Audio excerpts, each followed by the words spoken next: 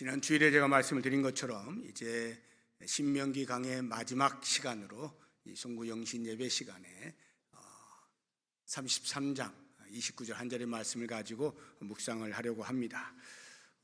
이 33장은 모세가 마지막으로 사역을 하는 내용이 담겨 있는데, 다름이 아니라 이스라엘 백성들 지파들에게 축복을 하는 것으로 그의 사역을 마무리하는 내용이 나와 있습니다. 우리 1절을 한번 보시게 되면, 하나님의 사람 모세가 죽기 전에 이스라엘 자손을 위하여 축복함이 이러하니라, 이렇게 되어 있죠. 창세기 49장에 보면 야곱이 죽기 전에 그의 12 아들들을 불러서 한 사람 한 사람 축복을 해주는 그런 내용과 매우 흡사합니다. 지금은 이제 12 아들이 아니라 12지파가 되겠죠. 그래서 모세가 한 지파 한 지파 이렇게 불러가면서 축복을 하는 내용이 담겨 있습니다. 저는 여기 1절에 나와 있는 이 하나님의 사람 모세라고 하는 이 말이 상당히 가슴에 와 닿습니다. 하나님의 사람, 참 멋있지 않습니까? 이것이 이제 1절에만 나오는 것이 아니라 그 갈렙이 여호수아에게 이 산지를 나에게 주십시오라고 부탁을 할 때에도 모세를 언급하면서 이 표현을 하고 있는 것을 우리가 볼 수가 있는데요.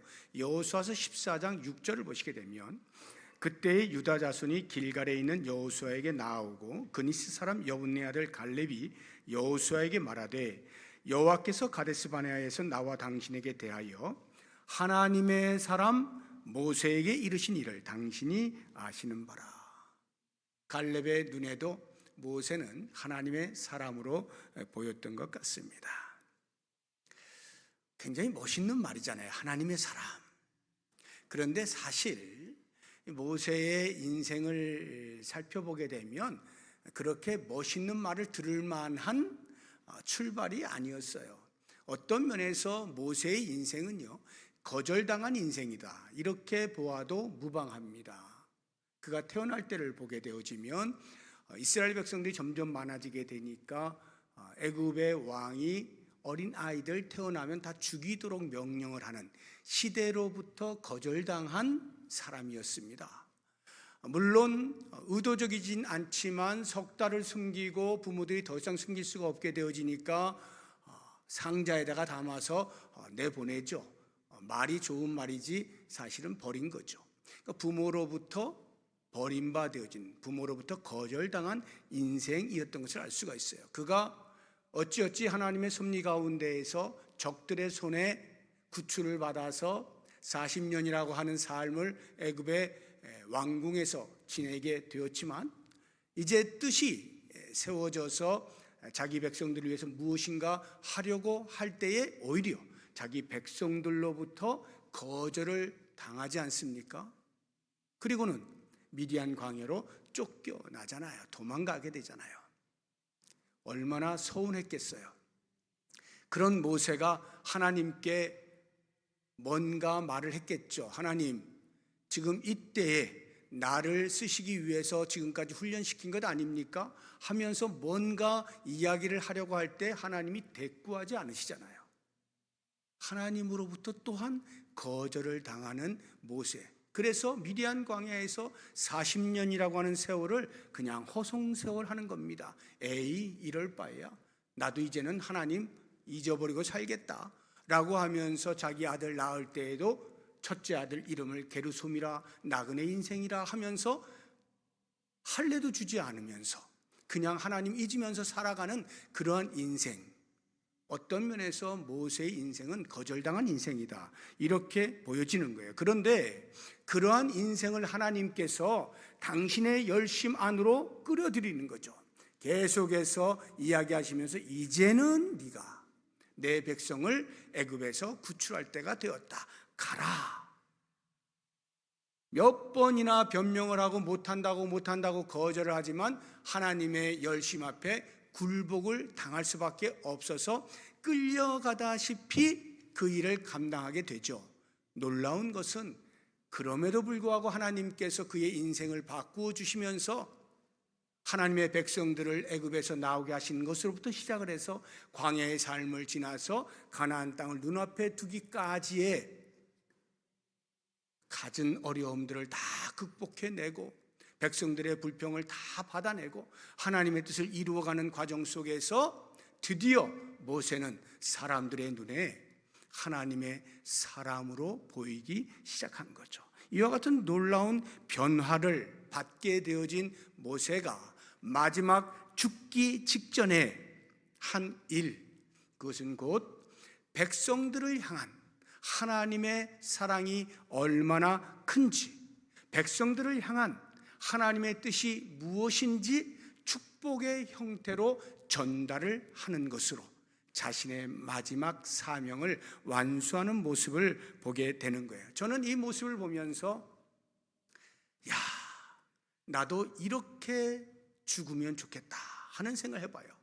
요즘 웰 다잉에 대한 관심이 많아지고 있잖아요. 어떻게 하면 잘 죽을 것이냐 할 때 이 모세가 참으로 이상적인 모델을 제시하고 있다 하는 생각을 해보게 됩니다. 물론 우리가 어떠한 죽음에 대해서도 섣부르게 판단하거나 평가를 내려서는 안 돼요. 이번에도 큰 사고가 있었는데 그 사고 속에는 예수를 믿다가 사고를 당한 사람도 있고 그렇지 않은 사람도 있고 많은 여러 가지 상황의 사람들이 있어요. 그런 사람들의 죽음에 대하여 일일이 이건 이렇고 저건 저렇고 쉽게 판단하거나 평가해서는 안 돼요. 우리 성도들은 특별히 어떠한 죽음 가운데서도 다 하나님의 뜻으로 알고 받고 순종할 필요가 있습니다. 그럼에도 불구하고 저는 제 마음의 소망이 모세처럼 죽으면 참 좋겠구나, 마지막 순간까지 하나님께서 맡긴 사명을 잘 감당하고 그것도 특별히 이스라엘 백성들을 향하여 축복을 하고 그렇게 생을 마감할 수 있다면 그보다 더 좋은 축복의 죽음이 무엇이 있겠는가 하는 생각에 단순히 저의 바람, 저의 소망, 그 정도의 소망은 가져도 된다 하는 생각이 드는데요. 이렇게 모세가 죽기 직전에 이스라엘 백성들을 향하여 축복을 하고자 하는 그 열정이 있었던 것을 생각해 보면 어떤 동기가 그렇게 열정을 갖게 만들었을까? 아마도 동족애라고 할 수가 있겠죠.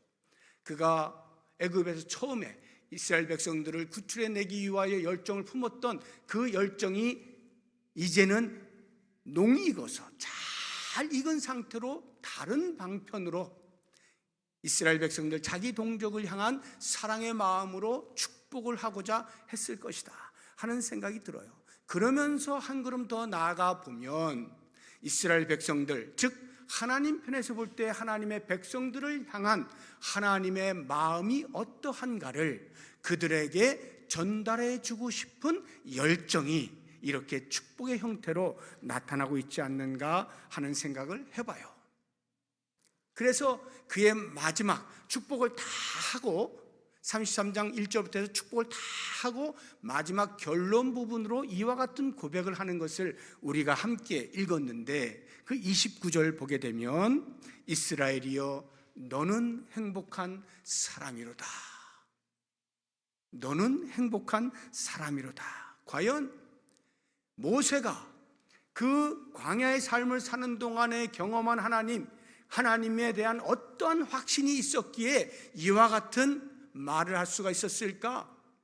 이렇게 말을 하는 데에는 내가 경험한 하나님은 정말로 대단한 분이야, 그래서 나는 행복할 수밖에 없어, 너희들은 그렇지 않느냐라는 말을 하고 있는 거예요. 이스라엘이여 너는 참 행복한 사람이로다. 여러분 거기에 자기 이름을 넣어서 한번 해보세요. 스스로 한번 이야기를 해보세요. 예를 들어 이렇게 길수야 너는 참 행복한 사람이야 한번 해보세요. 자기 이름 넣어서 그 말을 했을 때 여러분 쑥스러우십니까? 쑥스러우신 분도 계실 거예요. 아, 이거 이성적으로는 알겠는데 감정적으로 내가 그렇게까지 행복한 것 같지는 않은데 하라니까 하긴 하는데 이성적으로는 와닿는데 감정적으로는 완벽하게 동의가 되지 않는 이런 사람들 있을 수 있어요. 또는 어떤 분은 정말 감격에 차서 야, 내 이름 넣어서 해보니까 와, 어마어마한 말이구나 이게. 감격에 차서 정말로 주께서 지금까지 나를 인도하시고 베푸신 은혜들을 생각해 보니 나는 행복한 사람이었구나. 그걸 내가 지금 다시 한번 이 고백을 통하여 깨닫게 되는구나. 감격에 차시는 분들도 계실 거예요. 어떤 분들은 야, 이렇게까지 자기 암시를 해야 되나? 이렇게까지 자기 최면을 걸어야 되는 거야? 난 지금 전혀 행복할 만한 게 하나도 없는데 나 행복해, 나 행복해 이렇게 해가면서까지 행복을 추구해야 되는 거야? 라고 속상해 하시는 분이 계실 수도 있어요. 그것이 지금 나의 상태입니다. 과연 나는 모세가 고백하는 것과 같이 나는 행복한 사람이다. 이야, 우리는 정말 행복한 사람이야. 이와 같은 고백을 할 수 있는 상태인지 한번 돌아보면 좋겠죠. 왜 우리가 그와 같은 고백을 할 수밖에 없는가 하는 것을 오늘 모세의 말씀을 통하여서 한번 들어보자는 거예요. 왜 이런 고백을 할 수밖에 없는가? 이런 감격에 찬, 환희에 찬 우리는 행복한 사람이다. 얘들아, 너희는 행복한 사람 아니더냐? 이렇게 말할 수밖에 없었던, 과연 모세가 경험한 하나님이 어떠한 하나님인가 하는 것을 제가 세 가지 정도를 같이 나누면서 은혜를 받고자 합니다. 모세가 이렇게 고백할 수밖에 없었던 것은 그가 경험한 하나님은 구원하시는 하나님이에요. 하나님께서 우리를 구원하셨기 때문에 그 구원하시는 하나님을 생각해 보니 우리는 행복할 수밖에 없는 존재다라고 하는 거예요. 다시 한번 29절을 보시게 되면 여호와의 구원을 너같이 얻은 백성이 누구냐 이렇게 말씀하고 있지 않습니까? 여호와의 구원을 너같이 얻은 백성이 누구냐? 너같이 얻은 백성, 도대체 하나님께서 이스라엘 백성을 어떻게 구원하셨기에 이렇게 말하고 있는가 생각해 보면요, 이스라엘의 조상인 아브라함을 하나님께서 부르시잖아요. 갈대아 우르에서 우상이나 만들고 있던 그 집안에 있던 아브라함을 부르시죠. 그리고는 약속하시잖아요. 너의 자손을 내가 약속한 이 땅에 불러서 이 땅에서 대대로 번성하게 해줄게 하고 언약을 맺으십니다. 그런데요, 그 언약이 언제 이루어지는지 시간이 아무리 흘러도 도무지 이스라엘 백성들이 가나안 땅에 정착할 기미가 보이지 않습니다. 오히려 애굽 땅으로 흘러 들어가게 되어지면서 거기에서 점점 사람들은 늘어나는데 그것을 두려워한 애굽 사람들로 인하여서 박해를 받기 시작하고 고통 가운데 노예의 삶을 살게 되어지는 것입니다. 그러니까 자연스럽게 이스라엘 백성들의 입에서 나오는 것은 원망이고 한탄이고 불평뿐인 거죠. 도대체 못 살겠다. 도대체 하나님은 어디에 계시나? 왜 아직까지도 내 조상과 맺은 언약을 성취할 생각을 하지 않으시는가? 아니, 어쩌면 모세가 태어났던 그 당시에 이스라엘 백성들은 그 언약마저도 가물가물해졌을지도 모를 만큼, 그래서 하루하루 그저 그냥 그렇게 주는 대로 먹고 시키는 대로 일하고 그렇게 살고 있지 않았을까 하는 생각을 해봅니다. 그런데 바로 그와 같은 때에 하나님께서 아브라함과 맺으셨던 그 언약을 성취하실 실마리가 모세를 통하여 그들에게 주어지게 되는 거죠. 애굽에서 나오게 하는 겁니다. 노예의 삶을 살았던 그들에게 자유를 주시기 위하여 나오게 하는 겁니다. 그리고는 약속으로 주신 가나안 땅을 향하여 갈 수 있도록 그 첫걸음을 뗄 수 있게 만드는 거죠. 이게 바로 하나님께서 그들을 구원하시는 방식이었어요. 모두가 이제는 더 이상 하나님의 도우심이나 하나님의 구원하시는 역사가 없다라고 하나님을 잊어가고 있는 그때에도 하나님은 전혀 잊지 아니하시고 당신의 가장 적합한 때에 누군가를 세워서 구원의 역사를 이루어 내시는 하나님인 거죠. 우리 인생을 보세요.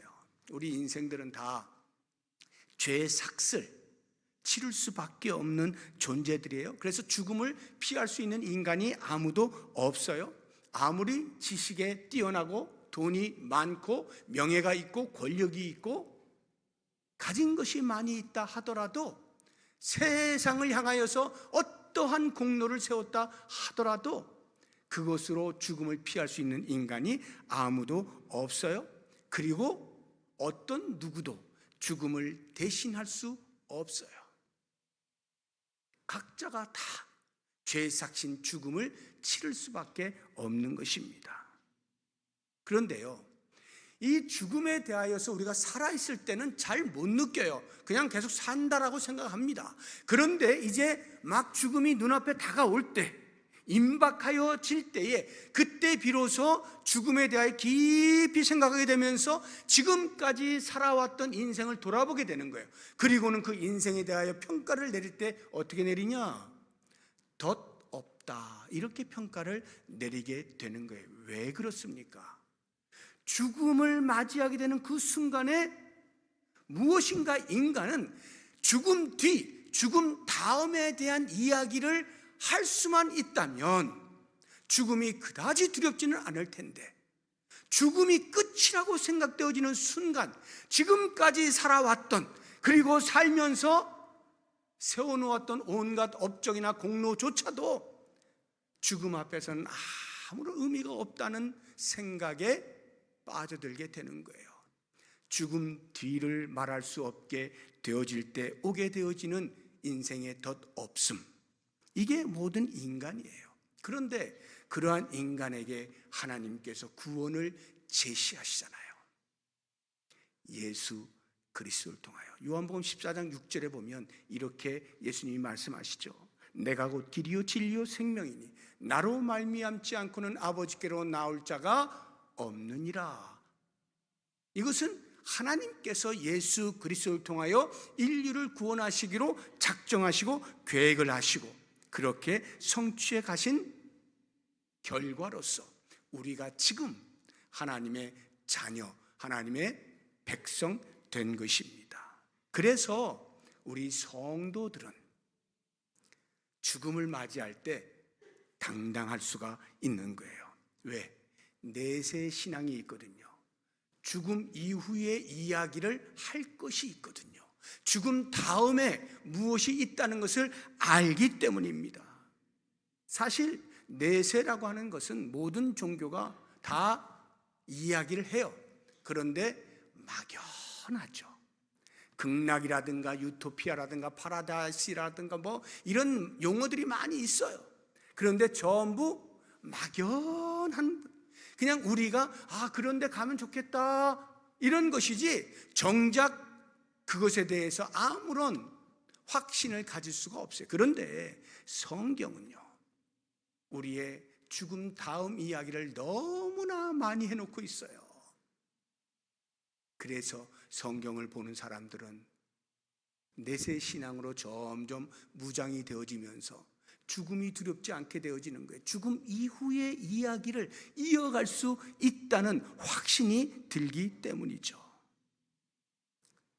그러므로 사랑하는 성도 여러분, 죽음을 두려워하지 않는 그러한 구원의 은혜를 입은 사람이 다른 그 어떤 것으로 행복을 바꿀 수가 있겠어요? 죽음 이후를 이야기할 수 있는 것보다 더 큰 행복이 어디 있느냐 말이에요. 그런 사람은요, 죽고 나서 이렇게 될 것이야 라고 하는 것에 대한 확신 때문에 오는 행복뿐만 아니라 그 믿음 때문에 지금 이 땅을 살아가는 동안에도 설령 지금 우리가 생각하고 있는 행복이라고 하는 것이 손에 잡히지 아니하고 눈에 보이지 아니한다 하더라도 그 이후의 삶에 대한 확신으로 말미암는 넉넉히 견딜 수 있는 자신감이 우리에게 주어지기 때문에 우리는 그와 같은 상황 속에서도 행복을 놓지 않을 수가 있게 되는 것입니다. 그러므로 사랑하는 성도 여러분, 이제 우리 2024년을 돌아봅시다. 한 해 동안에 우리는 과연 얼마나 하나님께서 우리를 구원하신 그 놀라운 은혜를 노래하였습니까? 얼마나 찬양하였습니까? 얼마나 감격하고 감사하였습니까? 돌아보십시다.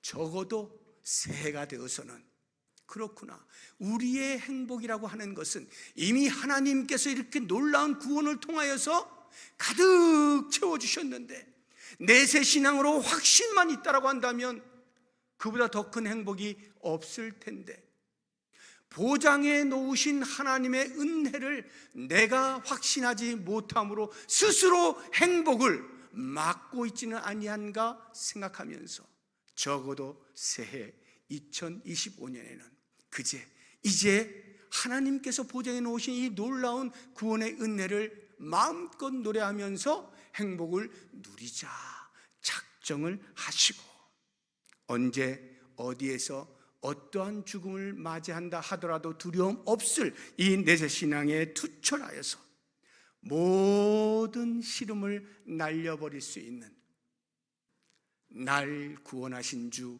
감사, 날 구원하신 주 감사, 이 감사의 찬송을 날마다 부르면서 그 은혜에 감격하고 그 은혜로 말미암는 행복을 누릴 수 있는 2025년이 되시기를 주의 이름으로 축복합니다.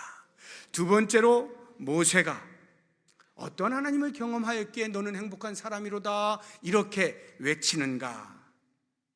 하나님이 그들과 늘 함께 하신 거예요. 29절에는요 그 내용이 직접적으로 나오지는 않습니다. 그러나 33장 전체 이스라엘 지파들을 축복하는 내용 가운데에서 이러한 것들이 반복적으로 나오고 있어요. 함께 하시는 하나님은요 당신의 백성들과 함께 하시기를 간절히 소망하셔요. 한번 2절을 보시기 바랍니다. 그가 일렀으되 여호와께서 시내산에서 오시고 세일산에서 일어나시고 바란산에서 비추시고 1만 성도 가운데 강림하셨고, 이와 같은 표현들은 전부 다 하나님께서 당신의 백성들과 함께 하시고자 하는 강렬한 열망을 표현하고 있는 것입니다. 그래서 모세에게 광야로 나오게 되면서 이스라엘 백성들과 함께 성막을 건립하도록 명령하시지 않습니까? 왜 성막을 건립하게 하셨을까요?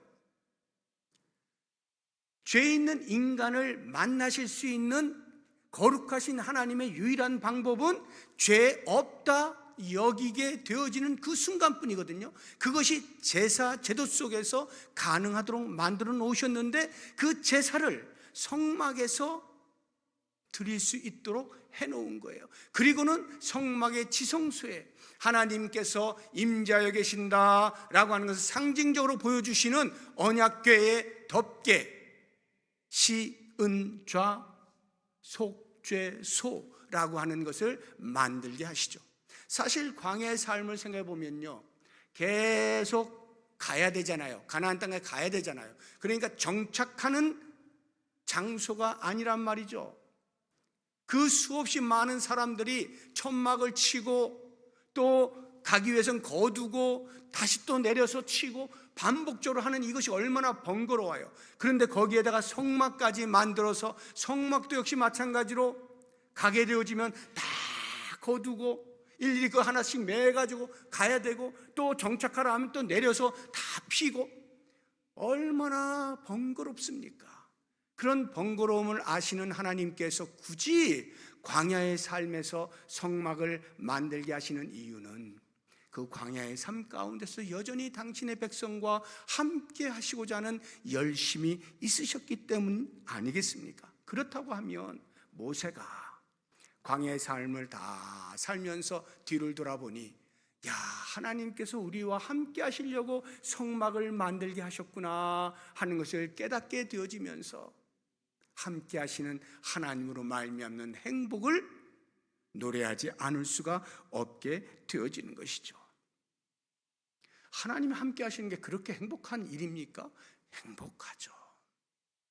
여호수아가 모세가 죽고 나서 자기가 이끌고 이스라엘 백성들을 가나안 땅으로 인도에 가야 하는 그러한 엄청난 일에 두렵고 부담이 되어지고 또 모세가 죽었다고 하는 것에 대한 낙심이 가득할 때 하나님께서 그를 위로하시고 용기를 북돋아 주시는 말씀이 무엇이었습니까? 여호수아 1장 9절을 보시게 되면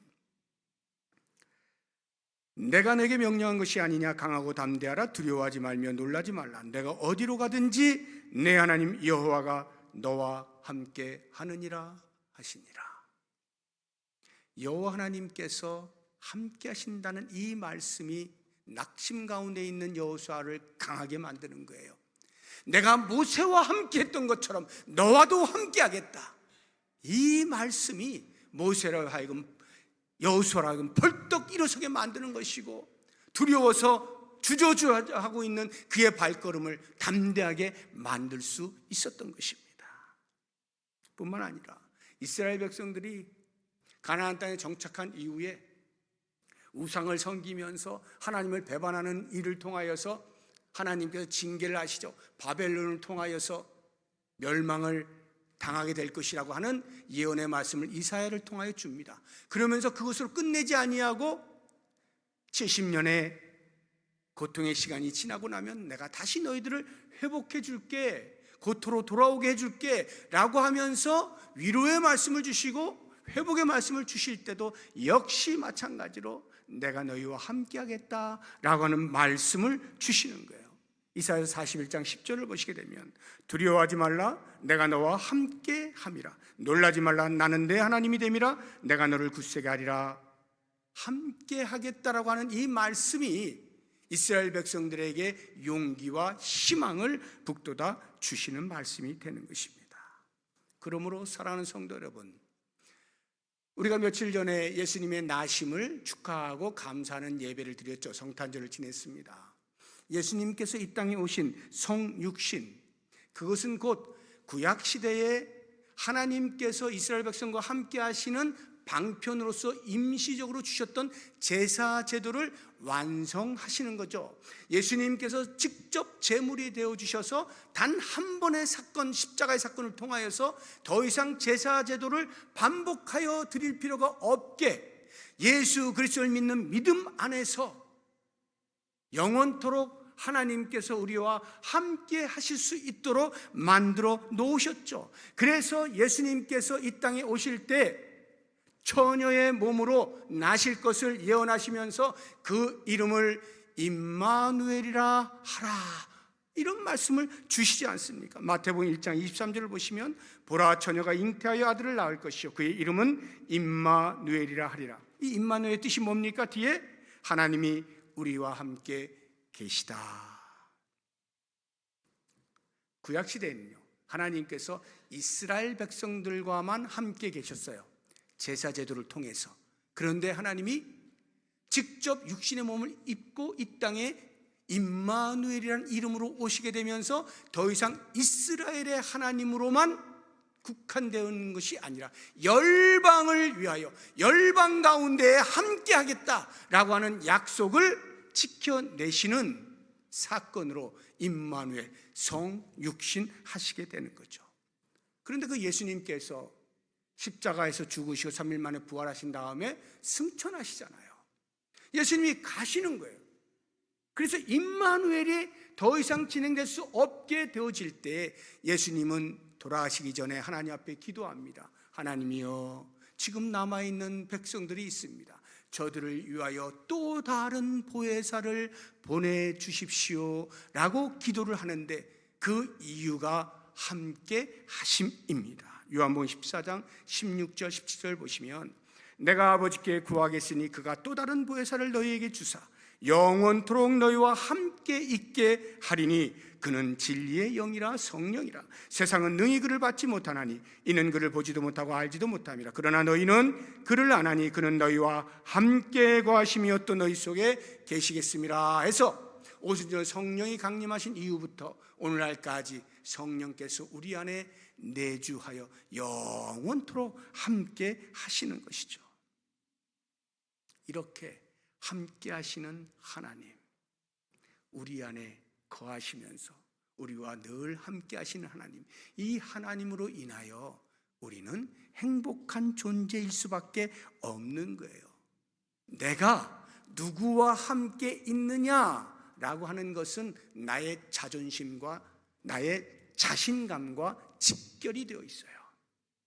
내가 누구와 함께 있는가가 자신감을 불러일으킬 수도 있고 떨어뜨릴 수도 있단 말이죠. 그런데 천지를 지으신 전능하신 하나님이 우리와 영원토록 함께 하시니 어찌 우리가 우울함 속에서 고개를 푹 숙인 채 어깨에 죽지를 처진 채로 이렇게 살아갈 수가 있겠어요?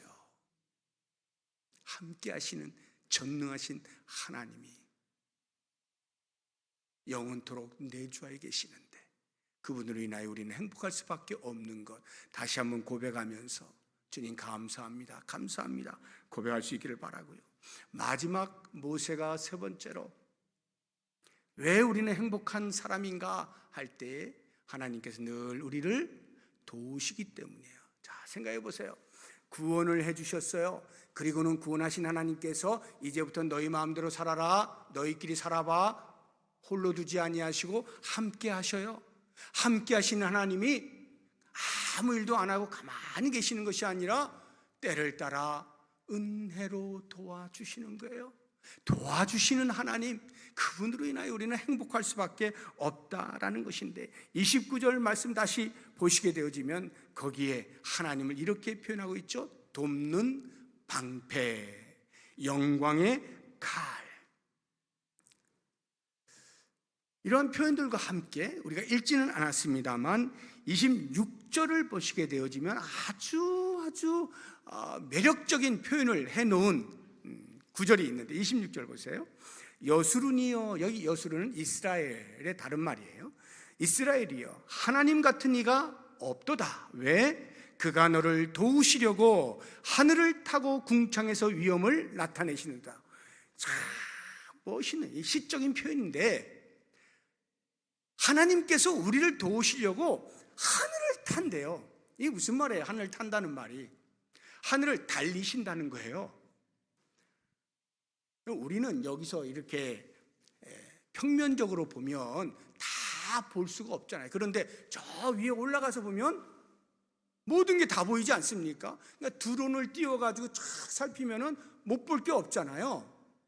하나님께서 하늘에서 달리시는 거예요. 여기 저기 달리시면서 우리 백성들이 어떻게 하고 있는가를 살피시는 겁니다. 그래서 어려운 공경 가운데 있을 때 외면하지 아니하시고 찾아가 도와주신다 이 말이에요.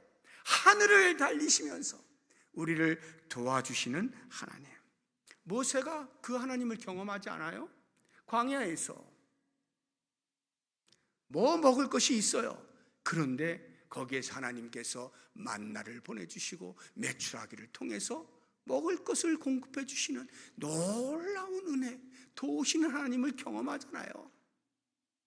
광야의 삶이라고 하는 것이요, 낮에는 무지무지하게 뜨겁고 밤에는 너무너무 추워요. 그럴 때 낮에는 구름 기둥으로 밤에는 불 기둥으로 보호하시고 인도하시면서 그렇게 가시잖아요. 그와 같은 하나님을 경험한 모세가 어찌 행복한 사람입니다 고백하지 않을 수가 있겠어요. 그러한 모세가요, 비록 가나안 땅은 들어가지 못하지만 가나안 땅에 들어가서도 여전히 하나님께서 당신의 백성들을 그렇게 하실 것을 확신을 하죠. 그것이 27절을 보시게 되면 영원하신 하나님이 내 처소가 되시니 그의 영원하신 팔이 내 아래에 있도다. 그가 내 앞에서 대적을 쫓으시며 멸하라 하시도다. 가나안 땅에 존재하고 있는 부족들을 다 진멸할 수 있는 힘을 주신다 이 말이에요. 그래서 그 땅을 차지할 수 있도록, 정복할 수 있도록 도우시는 거예요. 뿐만 아니라 정착을 하고 나면 먹고 살아야 되잖아요. 어떻게 해요? 28절 보세요. 이스라엘이 안전히 거하며 야곱의 샘은 곡식과 새 포도주의 땅에 홀로 있나니 곧 그의 하늘이 이슬을 내리는 곳에로다. 강수량이 현격하게 적은 팔레스타인 땅에 하나님께서는 이슬이라고 하는 것을 통하여서 목초지를 촉촉하게 적셔주시면서 이스라엘 백성들로 하여금 먹고 살 수 있게 도와주시는 거예요. 이와 같은 것을 모세가 직접 경험하지 않고서도 이미 광야의 삶을 경험하면서 가나안 땅에서도 역시 하나님이 도와주실 것이다 라고 하는 것을 말씀을 하고 있는 것입니다. 그러므로 사랑하는 성도 여러분, 우리의 삶에서 우리와 함께 하시는 여호와 하나님께서 우리를 어떻게 하시겠어요? 우리를 당신의 자녀 삼으시지 않았어요? 성령 하나님을 통하여서 우리로 고백하게 만들잖아요. 예수 그리스도 나의 구세주입니다 고백하게 만들면서 하나님의 자녀로 우리가 하나님을 아버지, 아빠, 아버지 이렇게 부를 수 있게 만들어 주셨잖아요. 갈라디아서 4장 6절을 보시면 너희가 아들임으로 하나님이 그 아들의 영을 우리 마음 가운데 보내사 아빠, 아버지라 부르게 하셨느니라. 그리고는 우리에게 하나님으로 말미암아 유업을 받을 자라고 이야기해 주셔요. 7절을 보세요. 그러므로 내가 이후로는 종이 아니요 아들이니 아들이면 하나님으로 말미암아 유업을 받을 자니라. 우리를 아들 삼으시고 유업을 받을 자로 세워주신 거예요.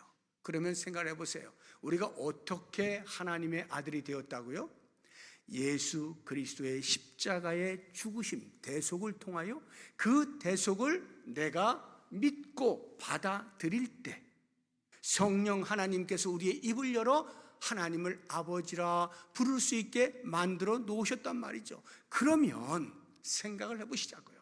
합리적 추론을 해볼 때 하나님께서 당신의 가장 귀한 아들 독생자 예수 그리스도, 아니 더 정확히 이야기하면 하나님께서 당신 자신을 우리를 위하여 내어주셨을 때 그 다음 무엇을 더 우리에게 요청하시고 너 이제 내가 몸 바쳐서 너를 구원했으니까 너 잘해, 안 하면 그거 다시 회수할 거야, 이렇게 하시겠느냐 이 말이에요. 이미 모든 걸 다 주신 하나님께서 우리의 일상의 삶에서 필요한 것들 때를 따라 공급하시지 않겠느냐라고 하는 사도 바울의 말은 충분히 합리적 근거가 있는 거죠. 로마서 8장 32절 보시면 자기 아들을 아끼지 아니하시고 우리 모든 사람을 위하여 내주신 이가 어찌 그 아들과 함께 모든 것을 우리에게 주시지 아니하시겠느냐. 과연 그러합니다. 그러므로 사랑하는 성도 여러분, 우리가 오늘 말씀을 정리하면서 생각을 해볼 때 우리에게 있어서의 행복은 무엇인가? 내가 하나님의 자녀로 사는 이 자체가 이미 행복이다. 왜? 하나님께서 나를 구원하여 주신 증거가 내가 하나님의 자녀 된 것이고 내가 하나님의 자녀가 되었으므로 아버지이신 하나님께서 나와 함께 하시고 나를 도우신다. 이미 하나님의 자녀로 사는 이 자체가 우리에게 행복이에요. 그래서 이제 잠시 우리가 이제 찬양을 부를 텐데 행복이라고 하는 그 복음성가 있잖아요. 거기를 보면 결론이 그거예요. 하나님의 자녀로 사는 것이 행복입니다. 이 놀라운 비밀을 알게 하신 것이 행복입니다. 이런 고백을 하거든요. 그렇다고 하면 사랑하는 성도 여러분, 여러분은 과연 언제 행복을 느끼십니까? 나는 언제 행복하다라고 느끼십니까? 다른 사람보다 무언가 좀 많이 가졌을 때, 다른 사람보다 좀 높은 지위에 올라갔을 때, 다른 사람들보다 좀 더 힘이 있다라고 생각이 되어질 때, 다른 사람들로부터 좀 인정을 받을 때, 아니면 혹시 다른 사람들이 고통 가운데 있는데 나는 그 고통을 피하여 안전한 것 때문에 행복하다라고 혹시 느끼십니까? 이런 것들은요 전부 허울뿐인 행복이에요. 누군가와 비교를 해서 상대적으로 행복을 느끼는 것은 또 다른 누군가와 비교를 당하여 내가 열등하게 되어질 때 그 행복은 완전히 무너져 버리는 겁니다. 없어져 버리는 거예요. 우리가 갖는 행복감이라고 하는 것은 이런 상대적 개념이 아니에요. 절대적 개념이 흔들리지 아니하는 하나님의 자녀됨의 절대적 개념 속에서의 누리는 행복이에요. 여러분 모세를 생각해 보세요. 저는요 모세를 생각하면 이 마지막 순간에 이런 축복을 하고 마무리를 한다는 것이 그냥 모세니까 야 정말 멋있다 이렇게 말은 하지만요, 제가 모세라고 가정을 하고 이렇게 돌아보면 절대 이렇게 못했을 것 같아요. 왜? 너무너무 억울해서요. 자기가 열심을 내가지고 뭔가 하나님의 뜻을 이루어보겠다라고 소리를 쳤을 때는 하나님이 외면하셨잖아요. 거절하셨잖아요. 그리고는 광야 40년 동안에 그 미디안 광야에서 바보처럼 멍청이처럼 아무것도 하지 않는 사람처럼 하나님을 멀리하며 살 때는 찾아오셔가지고 야 이제 네가 해야 할 때야 부르셔가지고 나는 안 가겠다라고 막 떼를 쓰는데 어떻게 어쩐지 설득을 해가지고 계속 잡아당겨가지고 할 수 없이 끌려가서 하나님이 맡기신 일을 감당했잖아요. 그래서 이스라엘 백성들을 애굽에서 나오게 해서 40년이라고 하는 그 어려운 광야의 생활을 다 이끌어낸 것 아니에요. 그 와중에 이스라엘 백성들이 얼마나 많이 불평하고 원망합니까? 그걸 누구한테 해요? 다 모세에게 쏟아붓잖아요. 모세가 그것을 듣잖아요. 얼마나 괴로워요. 가슴이 아파요. 때로는 괘씸하기도 하고 말이죠. 그런데도 또 그거를 듣고 하나님 앞에 가서 하나님 저 원망하는데 어떻게 할 거예요? 살려주세요. 계속 이렇게 하면서 40년의 광야 생활을 지내오지 않았어요. 그런 모세라고 한다면 마지막 순간에 야 모세야 너 왜 나의 거룩을 해쳤니? 하면서 물을 낼 때 방식이 잘못됐다고 해서 또는 어떠한 이유로 인하여서 너는 가나안 땅에 못 들어가겠다 여기까지야 라는 말씀을 하셨을 때 모세가 얼마나 섭섭했겠어요. 이럴 수는 없는 거죠. 아니 어떻게 하나님이 내가 나보고 시켜달라고 말한 것도 아니고 그냥 조용히 살겠다는데 억지로 찾아오셔가지고 기어이는 일을 하게 만드시더니 왜 다 된 밥에 재를 뿌리냔 말이에요. 그 좋은 속담 있잖아요. 죽 써서 누구 줘요? 모세가 생각할 때는 그렇잖아요. 자기가 다 인도했는데 왜 막판에 여호수아가 데리고 들어가게 만드냔 말이에요. 얼마나 화가 나겠어요. 다 때려치고 싶을 거 아니에요. 무슨 축복입니까? 축복은 내가 지금 못 들어가는데. 그래서 제가 묵상하면 묵상할수록 이 모세는 참 정말 이상한 사람이다. 어떻게 이 와중에 자기가 더 이상 가나안 땅에 못 들어가는 그러한 하나님의 징계를 받고 있는 와중에 이스라엘이여 너는 행복한 사람이로다 이 말을 할 수가 있을까? 이것은 자기가 행복하지 않은데 할 수 없는 말이잖아요. 자기가 행복하지 않은데 내가 행복하지 않은데 누굴 바라보면서 넌 참 행복한 사람이야 이런 말을 하겠어요. 그러니까 모세는 지금요 너무너무 행복에 겨워 있는 것인데 그것을 고백하면서 이스라엘 백성들에게도 말해주는 거잖아요. 이야 하나님이 이런 하나님이야. 우리는 정말로 행복한 존재들이야.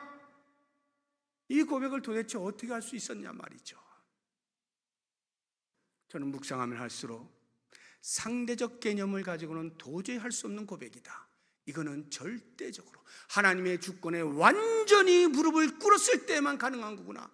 하나님께서 여기까지 하라 하시면 그것이 하나님의 뜻인 줄 알고 순종해낼 때에 비로소 할 수 있는 고백이로구나. 그것 아니면요 답이 없어요. 모세는 철저하게 처음부터 끝까지 자기 자신을 완전히 포기한 거예요. 내려놓은 거예요. 그리고는 정말 하나님의 사람으로 변화가 되어지는 거예요. 하나님이 어떻게 하시든 하나님이 무엇을 명령하시든 거기까지가 내가 할 일이다. 그리고는 그가 그와 같은 절대적인 개념에 감사와 감격이 있게 되어질 때 하나님을 신뢰하게 되어질 때 비로소 고백하는 것이 모세야 너는 행복한 사람이다. 이스라엘이여 여러분들은 행복한 사람입니다. 이 고백을 하는 거예요. 사랑하는 성도 여러분, 우리의 삶이 행복할 만한 것이 있어서의 상대적 개념을 내려놓으시면 거기에서부터 비로소 우리는 하나님의 자녀라고 하는 절대적 개념에 행복할 수밖에 없는 그 사실을 깨닫게 되어지고 그걸 움켜쥐게 되어지고 그래서 하나님께서는 우리를 자녀 삼으시고 함께 하시면서 언제든지 도와주신다라고 하는 사실을 보게 되어지고 그로 말미암아 찾아오는 행복에 겨운 삶을 살 수 있게 되지 않을까. 2025년 한 해가 이와 같은 행복에 겨운 한 해가 되길 바라고, 그래서 위로 하나님을 향하여 그 하나님을 노래하고 옆으로 우리의 이웃에게 그 좋으신 하나님을 소개하고 알리고 하나님께로 이끌어내는 복의 통로로 살아갈 수 있는 2025년 한 해가 되기를 주의 이름으로 축복합니다. 우리 기도하기 전에 먼저 말씀드렸던 행복이라고 하는 찬양 같이 한번 부르고 제가 몇 가지 기도 제목 드리고 같이 기도하는 시간을 갖도록 하겠습니다. 화려하지 않아도 정결하게 하는 삶.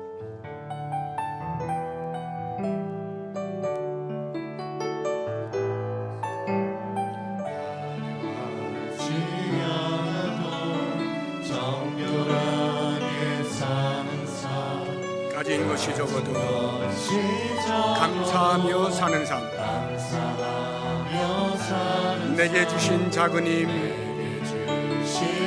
나눠주며 사는 삶, 이것이 우리의 행복입니다.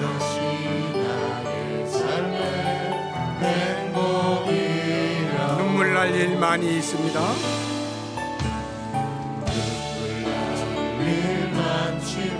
그렇지만 우리는 기도할 수 있습니다. 억울한 일 많이 있습니다. 그러나 우리는 주를 위해 참을 수 있습니다. 비록 짧은 작은 삶, 주 뜻대로 사는 것, 이것이 우리에게 주어진 삶의 행복입니다. 아멘.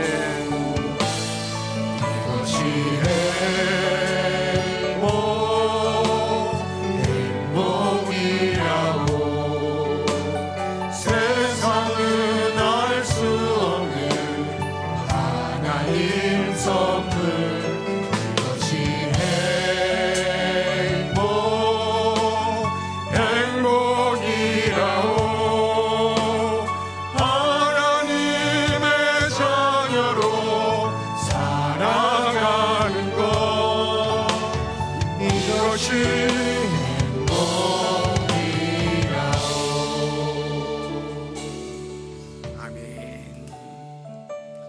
먼저 우리 감사의 기도와 회개의 기도를 드리겠는데요, 감사의 내용들 말씀드립니다.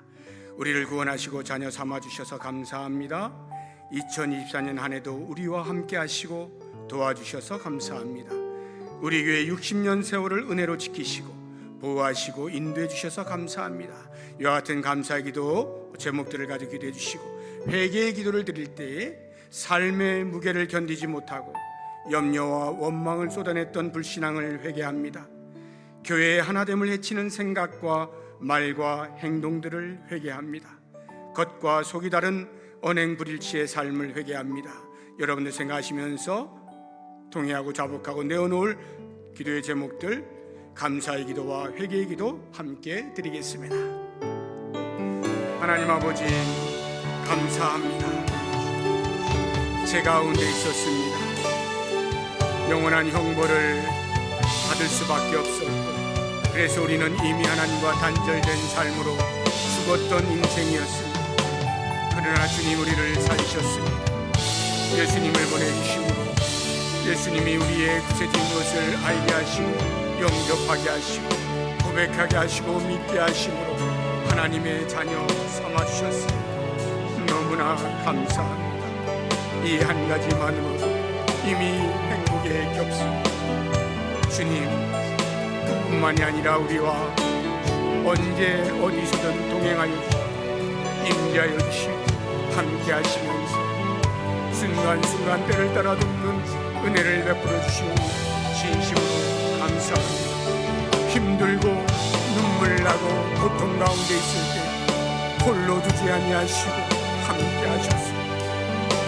짐을 대신 지시며 가볍게 하시고 빛으로 인도하시고 선한 길로 인도하시며 도와주심으로 극복하게 하시고 다시금 새 힘을 얻고 나아갈 수 있도록 하시고 독수리가 비상하며 창공을 나르는 것처럼 우리로 전성을 바라보며 살아갈 수 있도록 도와주셨사오니 참으로 감사합니다.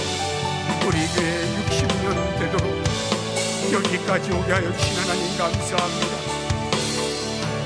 우리 교회를 이 땅에 태어나게 하시고 부흥케 하셨는데 우리의 어리석음으로 인하여 시련 가운데 있었지만 다시 한번 회복하게 하여 주시고 도약할 수 있게 하시고 미련을 바라보며 하나님의 은혜를 외칠 수 있는 은혜를 주셨사오니 감사합니다. 오 하나님, 이 감사가 우리의 다음 세대에 계속해서 넘치는 것을 기대하며 감사합니다.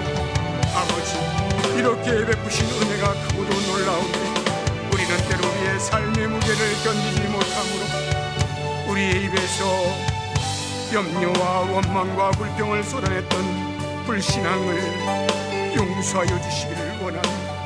하나님의 마음을 아프시게 했던 우리의 죄악들을 용서해 주시기를 원합니다. 교회가 예수 그리스도를 머리로 하는 하나된 교회인 것을 알면서 그 하나됨을 해치는 생각들로, 말들로, 행동들로 주님의 마음을 아프시게 했던 어리석음을 용서하여 주시옵소서. 아버지, 예수님을 믿는 사람이라 하면 예수님을 따르는 제자라 하면서 우리의 것과 속이 다른 행동들을 했던 이 죄악들을 고백하오니 용서하여 주옵소서. 말로 다 할 수 없는 흉악한 죄악들 우리의 삶 가운데 있었던 것을 고백하오 주여 용서하여 주시고 눈과 같이 양털같이 시게 하여 주시옵소서. 주님의 이름으로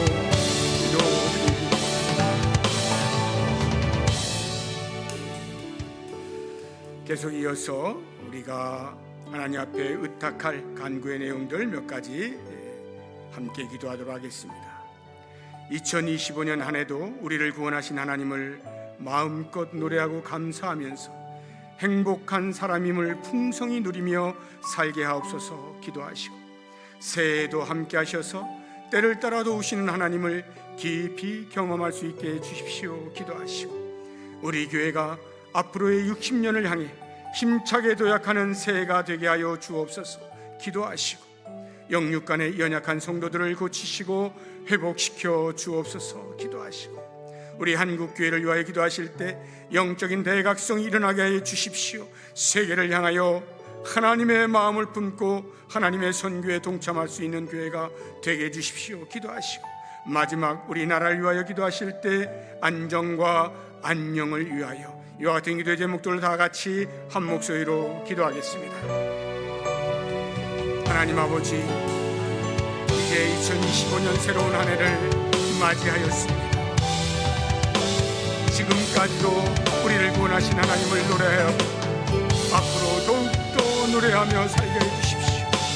하나님의 구원에 감격하며 감사할 수 있게 해주십시오. 그래서 어떠한 상황 가운데서 행복한 사람임을 잊지 않게 해주시고 풍성히 누리며 살아갈 수 있도록 도와주시옵소서.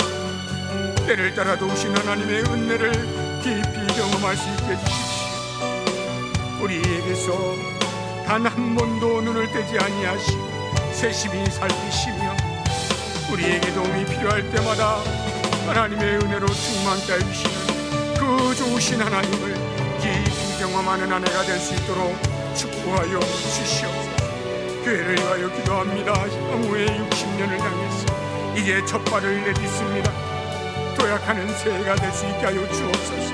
교회가 계획하고 출발하는 그 모든 일들 속에 함께하여 주십시오. 하나님께서 원하시는 사역이 이루어질 수 있게 하여 주옵소서. 우리의 다음 세대까지 믿음의 전수가 온전히 이루어질 수 있도록 온 교회가 마음을 모게 하시고 기도하게 하시고 도우신 하나님을 깊이 경험할 수 있는 한 해가 되게 하여 주옵소서. 힘차게 도약하는 새해가 되게 하여 주시옵소서. 우리 교회에 연약한 성도들이 많이 있습니다. 육체적으로 질병을 가지고 있는 자들을 주님께서 만져주시기를 원합니다. 붙여주옵소서. 회복시켜 주옵소서. 주의 전에 나와 마음껏 찬양하며 노래할 수 있는 은혜가 있게 하여 주옵소서. 경제적으로 어려움 가운데 있는 자들, 영적으로 진짜하여 있는 우리의 성도들 풍미 여겨 주옵시고 저들이 다시 한번 회복의 은혜를 누릴 수 있게 하여 주옵시고 좋으신 하나님을 노래할 수 있는 몸이 있게 하여 주시옵소서. 우리 한국교회를 위하여 기도합니다. 주여, 중세 시대의 영적인 암흑기보다 더 암흑의 시대를 살아가고 있지 아니합니다. 주여, 우리로 하여금 깨어 일어서게 하여 주옵소서. 영적인 대각성이 일어날 수 있게 하여 주시옵소서.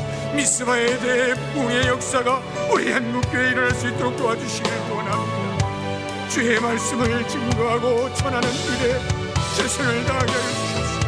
하나님의 선교에 넘쳐마음으로 우리가 다른 것에 들리지 않게 하시고 사탄의 계계에 넘어지지 않게 하시고 유혹에 빠지지 않게 하시고 위협에 넘어지는 일이 없게 하여 주시기 원합니다. 오직 하나님께서 우리에게 맡기신 한 영혼을 구원하는 일에 열정을 뿜으로 교회로서의 사명을 잘 감당하여 뜨겁게 일어날 수 있는 한국교회가 되도록 인도하여 주시옵소서.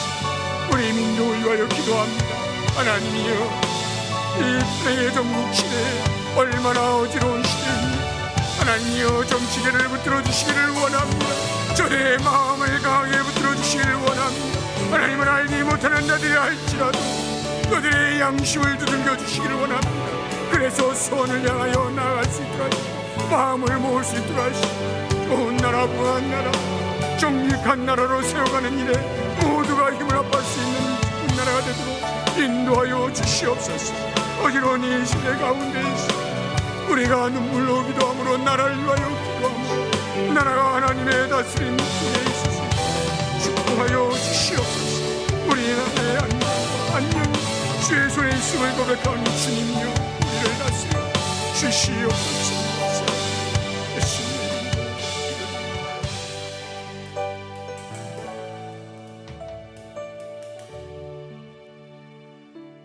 하나님 아버지, 감사합니다.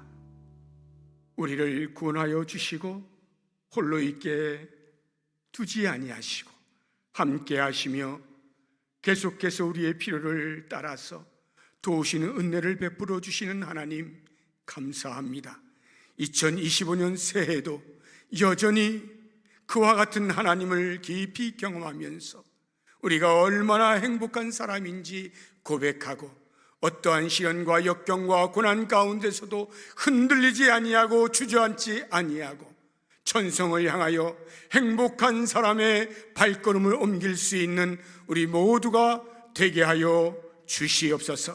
하나님의 복 가운데 거하며 베푸시는 은혜를 노래하며 찬양하며 행복을 누릴 수 있는 하나님을 향하여 감사하며 많은 사람들에게 좋으신 하나님을 증거하고 하나님 앞으로 인도하는 일에 쓰임받을 수 있는 우리 모두가 되게 하여 주시옵소서.